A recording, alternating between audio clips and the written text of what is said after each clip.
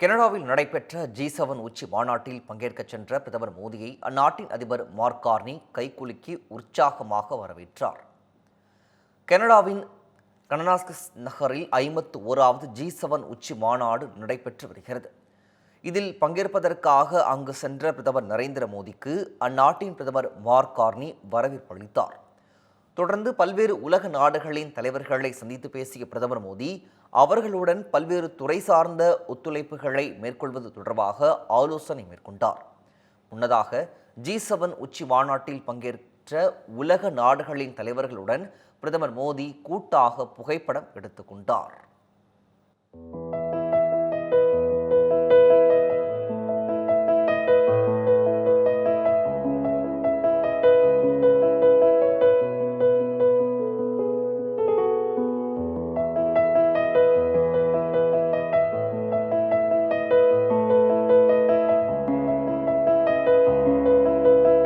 G7 உச்சி மாநாட்டில் முக்கிய கனிம செயல் திட்டத்திற்கு இந்தியா உள்ளிட்ட உலக நாடுகளின் தலைவர்கள் ஒப்புதல் அளித்துள்ளனர். தரநிலைகள் சார்ந்த சந்தைகளை உருவாக்கவும் கூட்டாண்மை முதலீடு செய்வதற்கும் புதுமைகளை ஊக்குவிப்பதற்கும் இந்த முக்கிய கனிம செயல் திட்டம் தொடங்கப்பட்டுள்ளதாக தெரிவிக்கப்பட்டுள்ளது. இதில் புதிய தொழில்நுட்பங்கள் மற்றும் உற்பத்தி செயல்முறைகளை வெளிப்படுத்த மற்ற நாடுகளின் நிறுவனங்களுடன் இணைந்து பணியாற்றுவோம் என G7 மாநாட்டில் பங்கேற்ற உலக நாடுகளின் தலைவர்கள் உறுதியளித்துள்ளதாக தெரிவிக்கப்பட்டுள்ளது.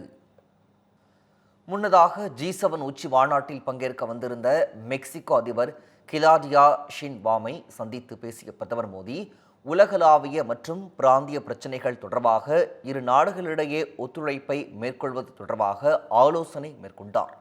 மேலும் பயங்கரவாதத்திற்கு எதிரான இந்தியாவின் நடவடிக்கைகளுக்கு மெக்சிகோ முழு ஆதரவு அளித்ததற்கு பிரதமர் மோடி நன்றி தெரிவித்துக் கொண்டார்.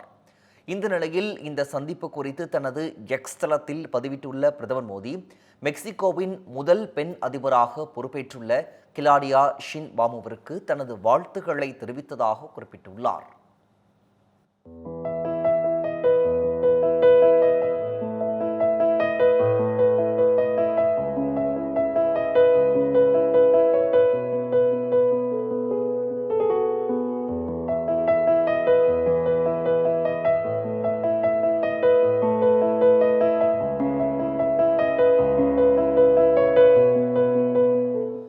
G7 மாநாட்டில் பங்கேற்கச் சென்ற பிரதமர் மோடி கனடா பிரதமர் மார்க் கார்னியை சந்தித்து முக்கிய ஆலோசனைகள் மேற்கொண்டார்.